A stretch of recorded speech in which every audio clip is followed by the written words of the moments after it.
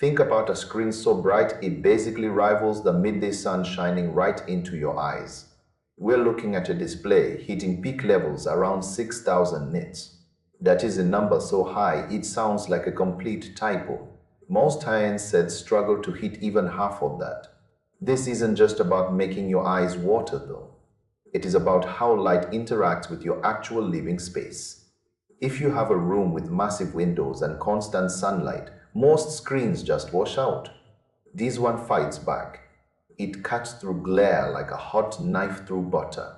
The big debate in the tech world right now is whether this technology can finally kill off the reign of those expensive organic screens everyone raves about. People love those deep blacks and the infinite contrast. But this new powerhouse uses thousands of tiny little backlight zones to bridge the gap. We are talking over 4,000 zones of lighting control. That allows for a level of precision that gets incredibly close to that perfect darkness we all crave. You get the punch and the vibrance without the worry of permanent screen damage or the glass dimming over time. This is the next evolution of mini lighting technology.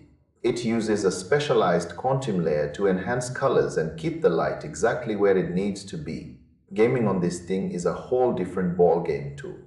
It pushes refresh rates up to 144 Hz as a standard. If you really want to crank it up for competitive play, there is a boost mode that effectively doubles that speed. Movements are fluid. There is zero lag. It feels like the screen is reacting before you even move your thumb.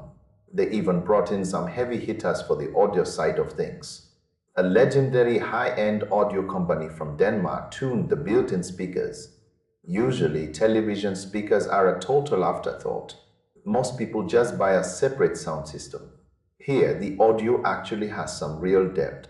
You get a rich and cinematic soundscape right out of the box. It is not all sunshine and rainbows though. There are some growing pains we have to talk about. Some early users are seeing a bit of a dirty screen effect. It looks like faint smudges or shadows during fast movement across solid colors like a football field or a clear blue sky. You might also notice a little bit of light leaking around bright objects on a dark background. That is the classic trade-off with this specific lighting tech. It is called blooming. If you are a purist who watches moody films in a pitch-black basement, you might still see those tiny halos around white text. This unit is positioned as a premium but affordable powerhouse. It is a beast for sports fans who need that high motion clarity. It is a dream for gamers who want the fastest response times possible. You have to decide if you want the subtle nuance of a dark theater or the explosive energy of a stadium. It is a massive leap forward in how much power we can cram into a home setup. The vibrancy is honestly startling.